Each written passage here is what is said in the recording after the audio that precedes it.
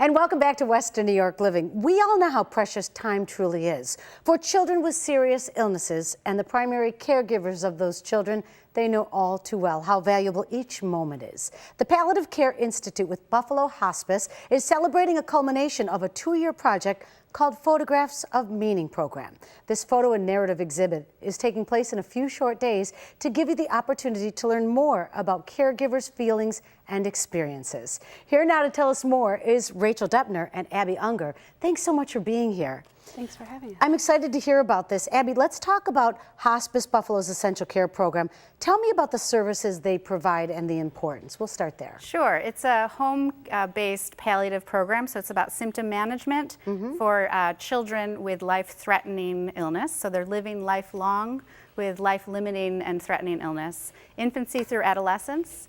And we provide services in the home. We help coordinate medical services. We provide psychosocial and spiritual support.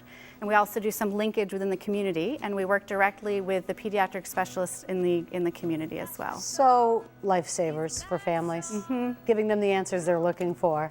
Yeah, it's a lot of support because they're in the home doing this themselves. Sure. So it's all about providing those services to kind of accompany what they're doing and help them cope. I love that. And Rachel, tell us more about the Photographs of Meaning program. So this is a specific intervention for caregivers of people in our essential care program. And really our goal with it was a lot of the research you find is on adult caregivers. So people who are caring for their parents or a sibling or a spouse. There's very little research about kind of how to support younger caregivers or caregivers of children. Right. So we saw this gap and said, you know, we need to come up with a program that can really help them. Like Abby said, these caregivers are very, very busy. A lot of the care falls on them. Sure. So the idea of having them come in for, you know, a 10-week group therapy is just not going to work. And why is the participation so important from the community for the photographs? Yeah, so really this program has 2 parts. So there's the intervention where they've been kind of posting about their journey and talking about their experiences, and then the photo exhibit. And the photo exhibit is how many pictures?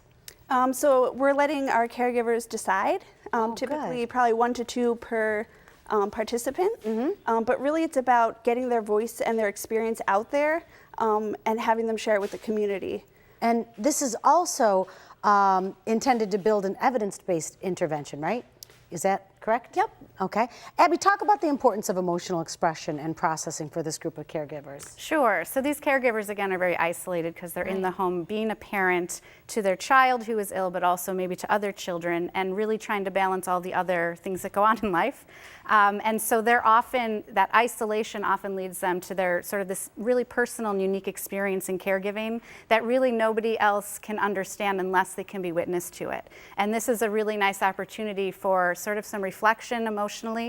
The photos and the meaning associated with it and the narrative offers them an opportunity for reflection and sort of capture that experience, to share it, to get feedback, and to really connect within what their experience is, to kind of connect with others who are going through perhaps the same thing. Can you tell me about a picture you've seen that took your breath away?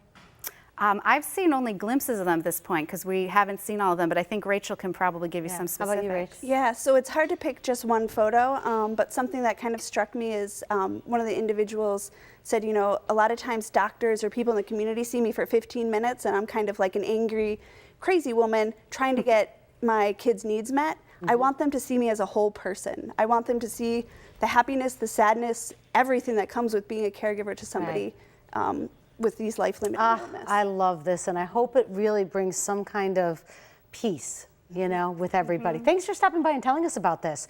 Please join the Palliative Care Institute with Hospice Buffalo as they celebrate the culmination of the Photographs of Meaning program with their photo exhibition. Now, this exhibit takes place this Thursday, September 14th, from 6 until 9 p.m. at Hospice Buffalo's Mitchell campus in Cheektowaga. You still have time to respond by calling 716-989-2084 or email klevy@palliativecare.org for more information on the Photographs of Meaning program or their Essential Care program for children. Visit palliativecarebuffalo.org. Well, that's a wrap for our show for this Monday. I want to thank you all for tuning in. Remember, you can catch Western New York Living every Saturday morning at 10 a.m., Mondays at 11:30 right here on Channel 2. I hope you enjoy the rest of your week. We'll see you soon. Bye-bye. This segment of Western New York Living is sponsored by the Center for Hospice and Palliative Care.